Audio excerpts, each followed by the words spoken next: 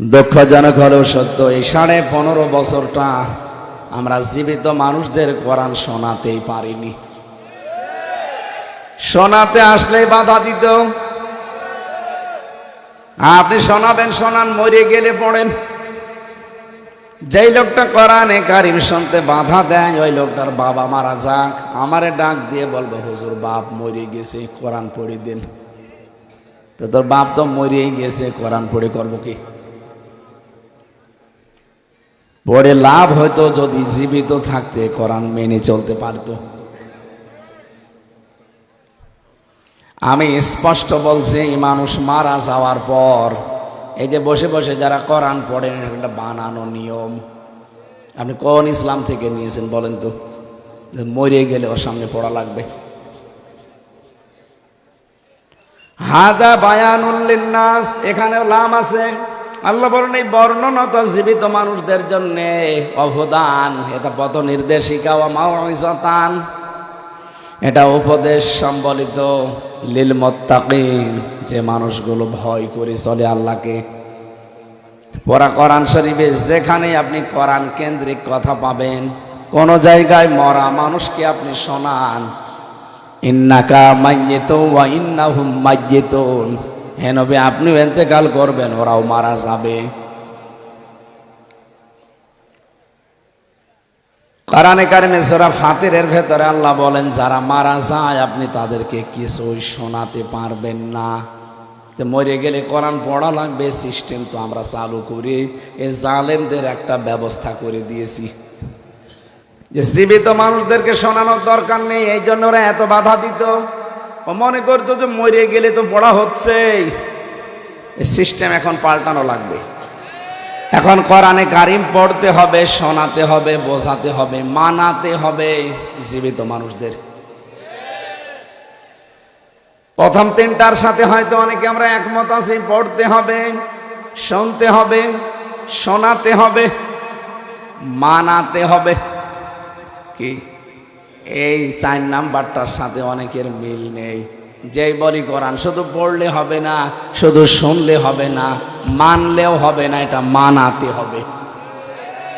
কারণ কোরআনে কারিম যতদিন মানার পরিবেশ তৈরি না হবে, আপনি জিবরাইল ফেরেশতাও যদি নাজিল হয়ে বাংলাদেশে আসে, তাও হালালকে হালাল, হারামকে হারাম জেনে সে মেনে চলতে পারবে না। নবীজির হাদিস, মান ক্বরাআল কোরআনা ফাস্তাযহারাহু, যে ব্যক্তি কোরআন পড়ে আর কোরআনকে এজহার করার চেষ্টা করে। এখানে এজহার মানে শুধু প্রকাশিত করা না, এজহার মানে স্পষ্ট করা না, এজহার মানে বিজয় করা। যতদিন পর্যন্ত এই দেশে কোরআন বিজয়ী না হবে, যত নিয়ম নীতি এই দেশে আছে সবার উপরে কোরআন বিজয়ী থাকা লাগবে। আর এই উদ্দেশ্যে যত নবী আর রাসূল আপনি দেখেন, প্রত্যেকেই তার যুগে দিন কায়েম করা এই দায়িত্ব পেয়েছিলেন। বিশ্ব নবীকে আল্লাহ কোরআনে কারিমে বারবার আদেশ দিয়েছেন, ওয়াল্লাযী আরসালা রাসূলাহু বিল হুদা ওয়া দীনিল হক লিইয়ুযহিরাহু আলাদ দীনি কুল্লি। এই যে লিইয়ুযহিরাহু দিলেন কেন?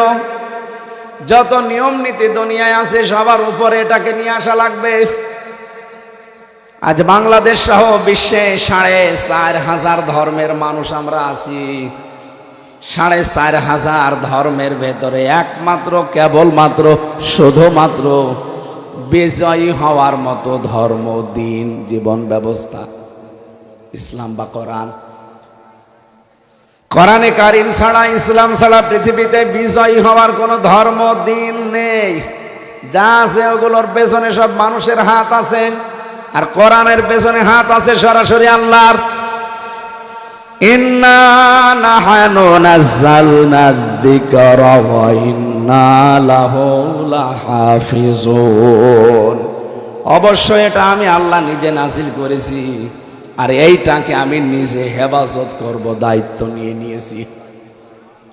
এজন্য বাংলাদেশ সহ বিশ্বে আজ যারা আল্লাহর এই কোরআনের পেছনে বিভিন্ন কায়দায় লেগে আছেন, কোরআন প্রেমিক মানুষগুলোর পেছনে লেগে আছেন, সফল হতে পারবেন না।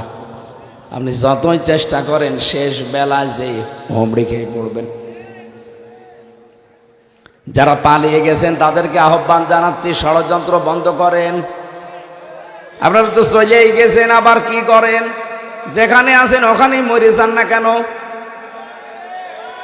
কয়েকদিন আগে আমি বেগমগঞ্জ, এটা আর ওখানে বেগম পাড়া, এটা বেগমগঞ্জ না, ওটা বেগম পাড়া, সাহেব পাড়ায় গিয়েছিলাম মালয়েশিয়া।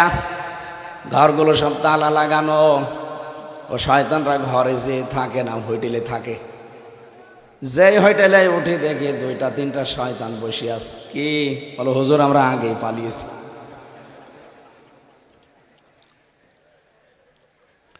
কি করলেন এই টাকাগুলো? বাইরে প্রচারের মাধ্যমে এখন ঘরেও থাকতে পারেন না। যে এত ভয় আল্লাহ ভেতরে ঢুকিয়ে দিয়েছে, সাহেব পাড়ায় যে থাকবেন পিটিয়ে মেরে ফেলবে জনগণ।